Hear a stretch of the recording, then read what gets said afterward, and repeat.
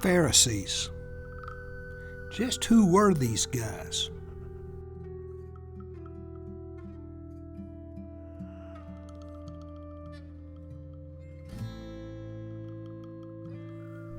The Hebrew word for Pharisees is parashim. It means the separated ones.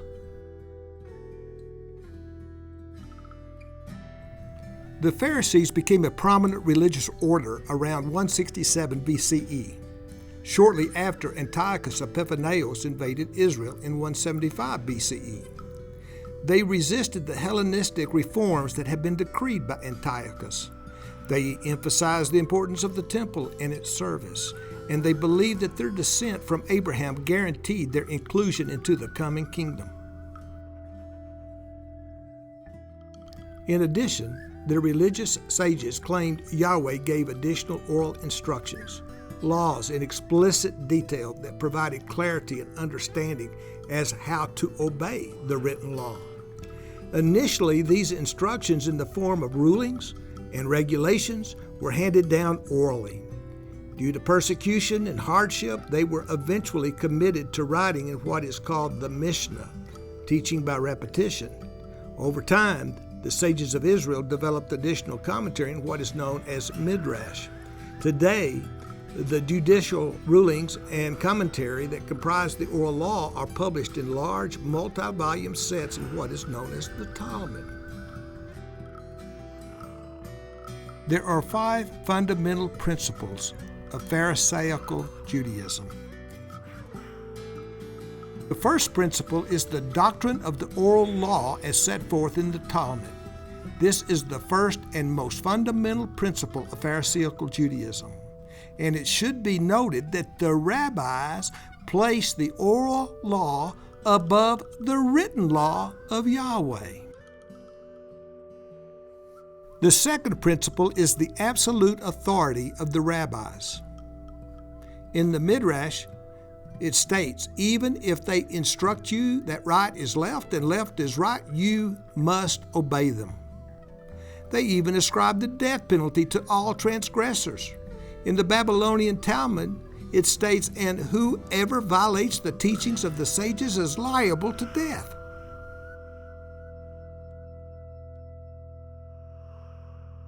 The third principle is midrashic irrational interpretation. The rabbinic interpretation that engages words of the text, behind the text, and beyond the text, and focuses on each letter and the words left unsaid.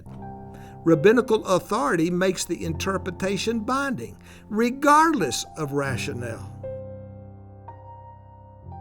The fourth principle, sanctified tradition and custom. These are reforms, precedents, and traditions that are established by rabbinical authority. The fifth principle is takanot.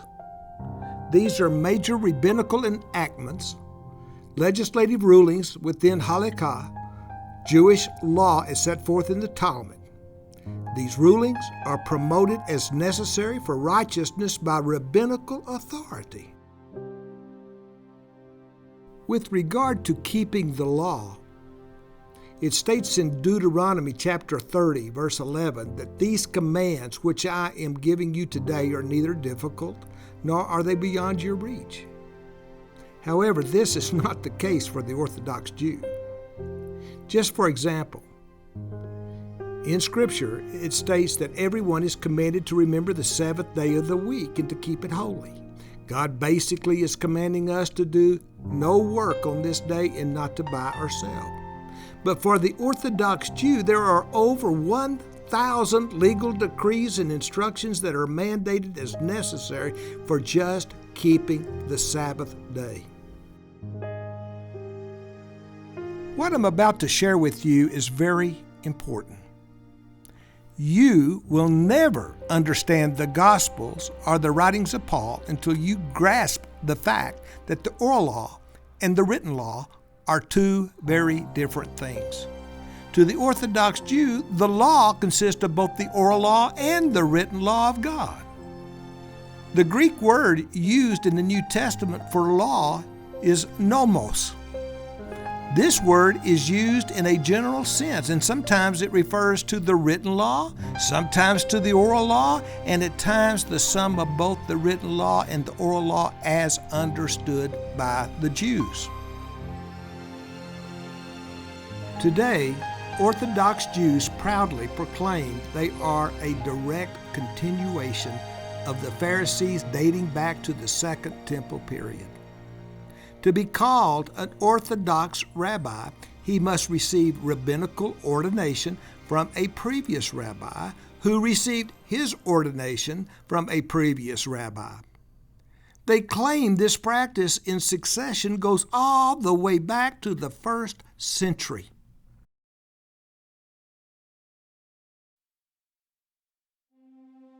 On one hand, it could be said the Pharisees had good intentions. Their desire was to build a protective fence around the written law.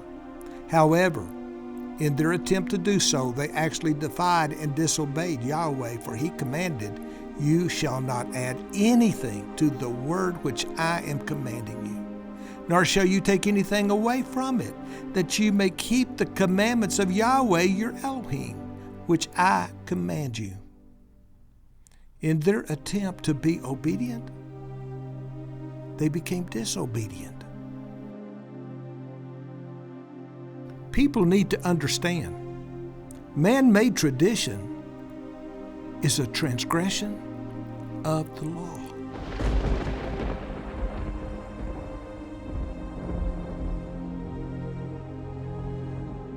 The Pharisees were esteemed among the people as the voice of authority when it came to matters of spiritual and judicial law. They enjoyed power, prestige, popularity, and money. You might say that everything was going quite well for the Pharisees, that is, until Yeshua showed up. If you were like me, growing up I was taught in church that the Pharisees strictly adhered to the law, and that they focused their lives on strict obedience to the law. However, in the book of Mark, we find Yeshua condemning the Pharisees, stating, "You disobey the commandments of Elohim in order to obey the tradition of men." He goes on to say, "You have no trouble rejecting the commandments of Elohim in order to keep your own tradition." And then he states, "By your tradition that you have handed down, you destroy the authority of the word of Elohim, and you do many other things like this." According to Mark, Yeshua accused the Pharisees of forsaking the law of Elohim to follow their own tradition, i.e., the oral law. In Shem Tov's Matthew, which is considered the oldest surviving text of this New Testament book in Hebrew, Yeshua states, "The teachers of the law and the Pharisees sat in Moses' seat. You are to do everything he, Moses, tells you, but do not do what they do, for they do not practice what they preach."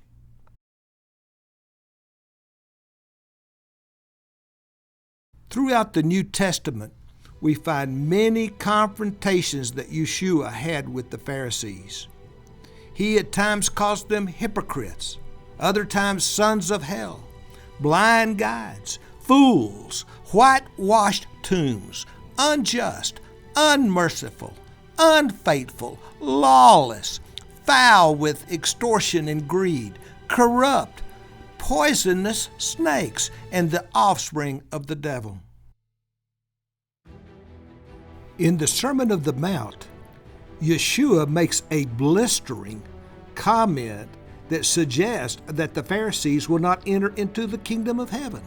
He states, "For I tell you, unless your righteousness surpasses that of the Pharisees and the teachers of the law, you will certainly not enter into the kingdom of heaven."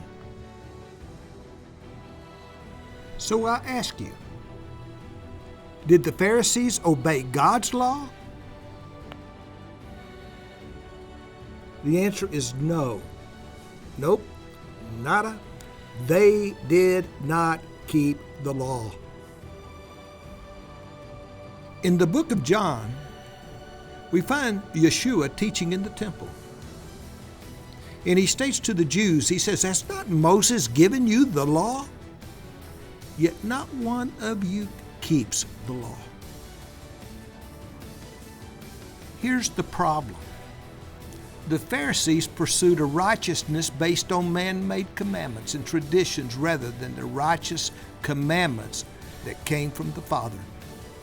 They embraced the oral law while turning their backs on the law of Elohim, the eternal covenant. James amplifies everything that Yeshua taught when he said, "You see, one is justified, made right with God, by what he does, and not by faith alone." So by definition, a Pharisee is one who does not obey the law of Elohim. Instead, they elevate and pursue other forms of righteousness contrived, man-made, and laced with tradition.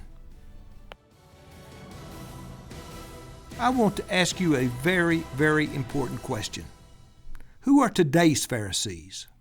Those who faithfully strive to obey the law of Elohim as exemplified by Yeshua? Are those who forsake the law of Elohim in order to follow their own man-made rules and traditions? In the 1964 highly acclaimed musical production of Fiddler on the Roof, in the opening scene, Raftavia sets the stage by singing a song entitled Tradition. The lyrics to this song portrays every aspect of Jewish life in heartfelt desire to be faithful to the traditions that they've been taught by their rabbis.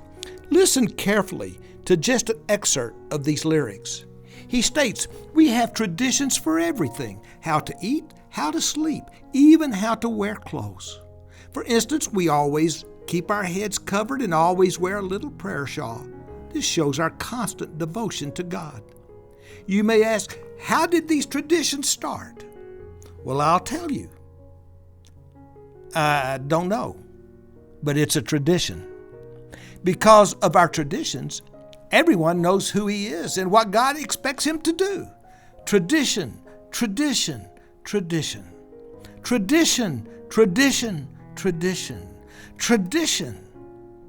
Without our traditions, our lives would be as shaky as a fiddler on the roof. In the book of Ezekiel, Yahweh states, "Her priests do violence to my law and profane my holy things. They make no distinction between the holy and the common, and they do not teach the difference between the clean and the unclean. They close their eyes to my Sabbaths, and I am profaned among them." Man-made rules and traditions are the forbidden fruit that undermines the authority of Yahweh. By doing what Yahweh says, you acknowledge him as God. Those who follow the doctrines and traditions of men have joined rank with the evil rulers, the cosmic powers of darkness in this present world, and the spiritual forces of evil in high places. Sadly, tradition is not isolated to the Pharisees of the Second Temple period, nor to the Orthodox Jews of today. It is the intoxicating wine of all religion.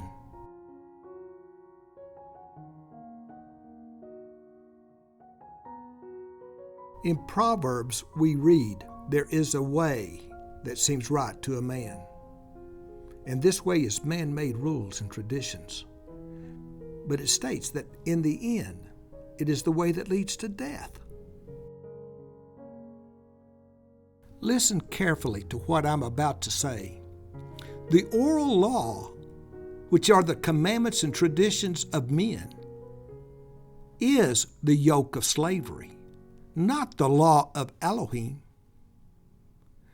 Yeshua said, "My yoke, the written law, is easy." In the Psalms, we find David stating that your word, the law, is a lamp to guide my feet and a light for my path. What path are you on? May we all be like David, who stated, "I never forget your commandments, for by them you give me life."